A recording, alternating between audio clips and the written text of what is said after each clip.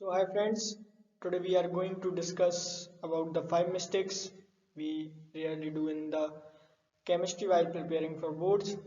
तो let's go to the video. तो video शुरू करने से पहले I would like to tell you my marks in 12th standard. So I got 95 marks out of 100 in my 12th boards. तो ऐसी क्या क्या चीज़ें थी जो मैंने करी और ऐसी क्या क्या गलतियां थी जो आप ना करें. So I am going to discuss these all in this video शुरू करने से पहले आपसे रिक्वेस्ट है कि आपने पिछली दो वीडियोस इंग्लिश एंड मैथमेटिक्स में स्टिक्स पर नहीं देखी हैं तो वो प्लेलिस्ट में जाके देख लें. और अगर आपको प्रिपरेशन से रिलेटेड अगर वीडियो देखनी है तो वो भी मैंने ऑलरेडी अपलोड कर दी हैं, 2-3 महीने पहले की थी, but they are very much important if you all like to go through those videos. तो आप वो भी देख सकते हैं बोर्ड प्रिपरेशन स्ट्रेटजी वाली प्लेलिस्ट ओपन करके. सो वीडियो से पहले एक चीज़ और आपको बहुत इंटरेस्टिंग चीज़ बताने वाला हूँ. बिल्कुल रियल है, कोई व्यूज़ की वजह से ये वीडियोस नहीं है और वैसे भी कोई व्यूज़ की वजह से वीडियोस डालता नहीं हूँ. मेरा मोटो एक हेल्प करना है आप लोगों को. तो जो इंटरेस्टिंग पार्ट वो है ये कि प्री बोर्ड 1, जो मेरे प्री बोर्ड 1 थे 12th के, उसमें मेरे केमिस्ट्री में मार्क्स थे only 17 marks out of 70.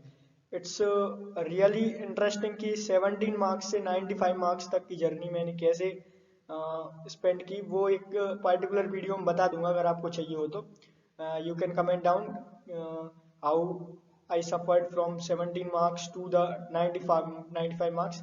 So I can make a separate video on that. लेकिन आज जो वीडियो है चलो उसे शुरू करते हैं. So the very first mistake we really do that, we never divide chemistry in according to its parts. हम सोचते हैं सिर्फ केमिस्ट्री दो ही होती है, एक ऑर्गेनिक और इनऑर्गेनिक, लेकिन रियल में केमिस्ट्री वैसे बहुत से लोग जानते भी हैं. तो रियल में केमिस्ट्री डिवाइडेड है 3 पार्ट्स में: physical chemistry, inorganic chemistry and organic chemistry.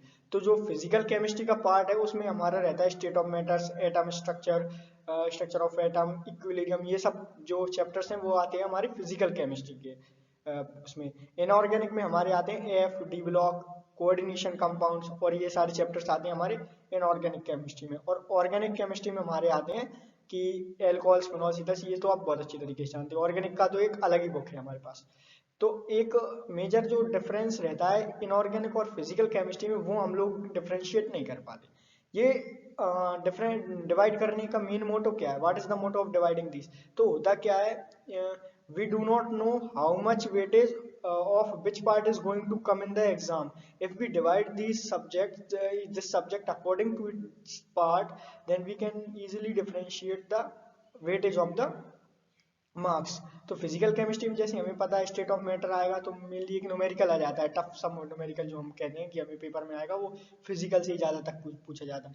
Inorganic से जो पूछी जाती हैं वो प्रॉपर्टीज वगैरह पूछी जाती हैं कि जैसे अपना एफ एंड डी ब्लॉक है, उसमें से प्रॉपर्टीज रहते हैं तो 5 नंबर का बेसिकली क्वेश्चन आ जाता है प्रॉपर्टीज. और ऑर्गेनिक का तो आपको पता ही है, प्रिपरेशन आ जाता है उसमें, और उसमें भी मतलब एक्सपेरिमेंट टाइप क्वेश्चन आ जाते हैं कि अगर इसको इसमें डालें अल्कोहल में, अगर ये डालेंगे तो कौन सा कलर हो जाएगा, दैट एंड दिस. ये एक जरूरी है कि आप ये तीन चीजों को डिवाइड करें. दूसरी बहुत बड़ी मिस्टेक जो हम करते हैं वो, we never try to identify that कौन से उससे कैसे क्वेश्चंस आने वाले हैं. जैसा कि मैंने पिछले पॉइंट में बताया था आपको, फिजिकल से न्यूमेरिकल्स पूछे जाते हैं ज्यादातर, इनऑर्गेनिक से प्रॉपर्टीज पूछी जाती हैं, और ऑर्गेनिक से रिएक्शंस. ऑर्गेनिक तो होती है रिएक्शंस के लिए.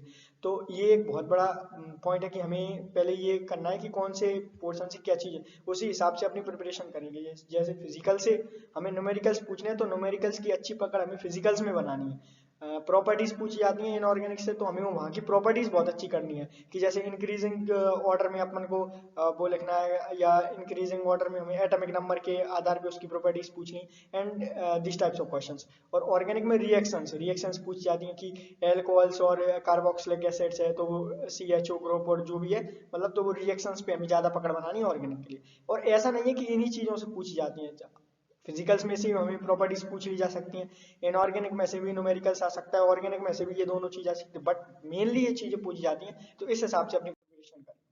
थर्ड मिस्टेक जो है ना, वो क्या है कि हम दोनों, हमें ये पता ही नहीं है कि सिलेबस इतना वास्ट नहीं है. वैसे हमसे कहते हैं केमिस्ट्री इतनी टफ है, ये है वो है केमिस्ट्री. अरे ऐसी बात नहीं है. केमिस्ट्री में क्या रहता है, हम जब शुरू में पढ़ना शुरू करते हैं केमिस्ट्री तो हमें बिल्कुल नहीं आती, और जब आखिरी में हम केमिस्ट्री खत्म करते हैं तो हमें ऐसा लगता है सबसे अच्छी हमारी केमिस्ट्री ही थी. ये क्यों होता है? क्योंकि केमिस्ट्री का एक लिमिटेड सिलेबस रहता है बोर्ड्स के लिए, और एक बहुत इंपॉर्टेंट चीज जो मैं आपको बता दूं, केमिस्ट्री के क्वेश्चंस हमेशा रिपीट होते हैं। आप अगर पिछली 10 साल के क्वेश्चन पेपर देख लें, you study last 10 years question papers, you can easily crack the exam. बहुत अच्छी तरीके से आप एग्जाम को दे पाओगे। और ये मैं नहीं कह रहा, आप पिछले 5 साल के पेपर्स उठाइए और जैसे लास्ट ईयर का क्वेश्चन पेपर है उसको आप 5 साल से कंपेयर करेंगे तो आपको बहुत से क्वेश्चंस मिल जाएंगे जो पिछले 4 साल में पूछे गए थे। So that is the reason कि केमिस्ट्री स्कोरिंग सब्जेक्ट क्यों माना जाता है, कि अगर आप सैम्पल पेपर्स अच्छी तरीके से सॉल्व कर रहे हैं और लास्ट 10 ईयर्स क्वेश्चन पेपर आपने सॉल्व कर लिया और आपकी एनसीईआरटी में अच्छी पकड़ है, you can get out of marks in the chemistry, no doubt in that. तो ये बहुत बड़ी मिस्टेक करते हैं कि हमें, और क्या रहता है, हम बुक से ये अलग अलग बुक से पढ़ना है, ऐसा नहीं करना। देखो जो फोर्थ पॉइंट मेरा था वो यही था कि never stick with the syllabus book. जो सिलेबस बुक है ना उससे हम स्ट्रिक्ट ही नहीं, जैसे हमें एनसीईआरटी सिर्फ पढ़नी है, पहले हमको एनसीईआरटी बहुत अच्छी करनी है, उसके बाद दूसरी बुक्स पे करना है। लेकिन हम क्या करते हैं, किसी ने हमसे कह दिया कि ओपी टंडन में बहुत अच्छा लगा है, किसी ने हमसे कह दिया एबीसी बहुत अच्छी है, किसी ने कह दिया दिनेश बहुत अच्छी है, तो हम क्या करते हैं, पहले ओपी टंडन से 1-2 चैप्टर पढ़ लिए।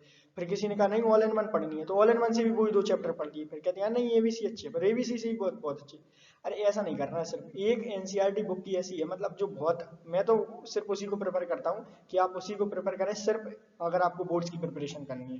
अगर आपको आदत है, आपकी आत्मा गवाही नहीं दे रही है, नहीं यार एक आध तो रेफरेंस जरूरी है कहते हैं, तो आप एक काम कर सकते हैं, कोई सी भी एक रेफरेंस अपने साथ ले चल सकते हैं। लेकिन जहां तक एनसीईआरटी है उसको तो स्किप करें ही ना करें।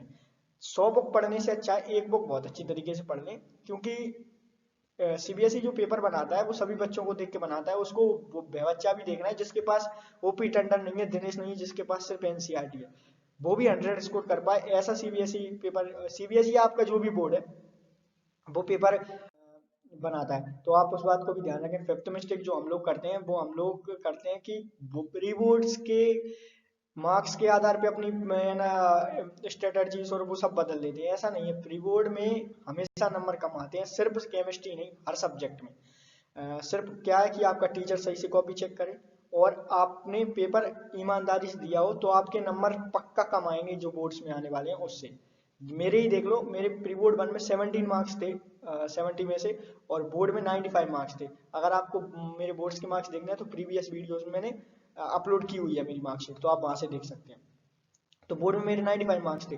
तो प्री बोर्ड में मार्क्स हमेशा कम आते हैं, तो ऐसा नहीं है कि प्री बोर्ड में कम आ गए तो हम अपना स्ट्रेटजी, आप अपनी पढ़ाई करते रहें और जैसा कि आपकी जो स्ट्रेटजी चल रही है आप उसी हिसाब से करें। अगर आपकी पढ़ाई अच्छी नहीं चल रही है तो आप टाइम बढ़ाएं अपनी केमिस्ट्री के लिए। तो प्री बोर्ड के हिसाब से अपने बोर्ड्स के एग्जाम से डरें ना। प्री बोर्ड्स हमेशा एक अपना दिखाने के लिए रहता है कि हम कितने पानी में। तो ये सब के लिए प्री बोर्ड यूजफुल है, प्री बोर्ड देने चाहिए। नहीं दे रहे हैं तो बहुत बड़ी गलती कर रहे हैं आप, प्री बोर्ड की अच्छी से तैयारी करें। और इसी के साथ मतलब ये 5 पॉइंट्स थे। एक और बात मैं बता दूं, मैं ऐसे पॉइंट्स डिस्कस करता हूं जो मतलब डिस्कस ना हुए हों, क्योंकि वैसे भी अगर आप मिस्टेक्स देखेंगे तो आपको बहुत से एजुकेटर्स, बहुत से लोग बता देंगे और हर कोई सही बताता है, गलत कोई नहीं बताता आपको। आप किसी की भी वीडियो देखें तो हर कोई भी आपको बहुत सही चीज़ बताएगा कि हाँ ये।